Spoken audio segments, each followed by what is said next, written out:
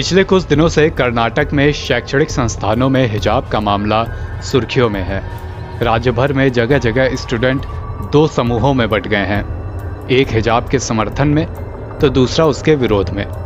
मामला अदालत में है और कर्नाटक हाईकोर्ट की सिंगल बेंच ने इसे बड़ी बेंच में सुनवाई के लिए रेफर कर दिया है।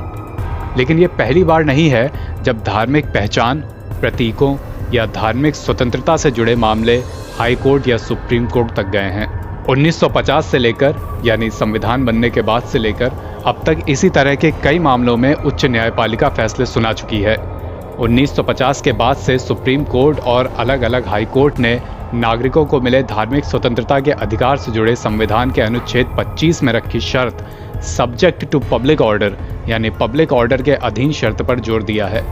उच्च अदालतों ने उसी के आधार पर किसी भी मत या संप्रदाय की तरफ से मौलिक अधिकार का दावा करके धार्मिक प्रथाओं और अनुष्ठानों के सार्वजनिक प्रदर्शन पर बंदिशें लगाई हैं या फिर खारिज किया है। अब एक नज़र संविधान में मिले धार्मिक स्वतंत्रता के अधिकार पर डालते हैं। भारतीय संविधान में अनुच्छेद 25 से अनुच्छेद 28 तक धार्मिक स्वतंत्रता के मौलिक अधिकार की व्यवस्था है। सबसे पहले बात अनुच्छेद 25 की, जो सभी नागरिकों को अंतःकरण की और धर्म के अबाध रूप से मानने, आचरण और प्रचार करने की स्वतंत्रता देता है। लेकिन ये पूर्ण स्वतंत्रता नहीं है, इस पर कुछ शर्तें लागू हैं। आर्टिकल 25A कहता है, राज्य पब्लिक ऑर्डर, नैतिकता, स्वास्थ्य और राज्य के अन्य हितों के मद्देनजर इस अधिकार पर कुछ प्रतिबंध लगा सकता है। अब सवाल कि क्या हिजाब पहनना इस्लाम का अभिन्न अंग है?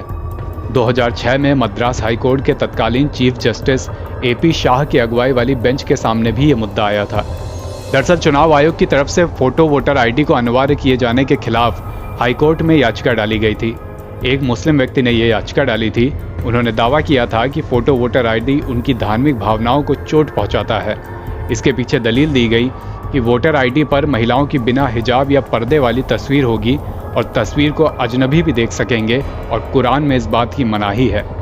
इस पर हाईकोर्ट ने अपने आदेश में कहा था, अगर ये मान भी लिया जाए कि पर्दा इस्लाम का अनिवार्य हिस्सा है, तब भी आर्टिकल 25 ही साफ कर देता है कि ये अधिकार पब्लिक ऑर्डर, नैतिकता और पब्लिक हेल्थ के अधीन है। इसके अलावा संविधान के भाग 3 के दूसरे प्रावधान भी हैं। हमें ये कहने में तनिक भी संकोच नहीं है कि चुनाव आयोग का निर्देश यानी वोटर ID पर अनिवार्य तस्वीर वाली बात अनुच्छेद 25 का उल्लंघन नहीं करता है।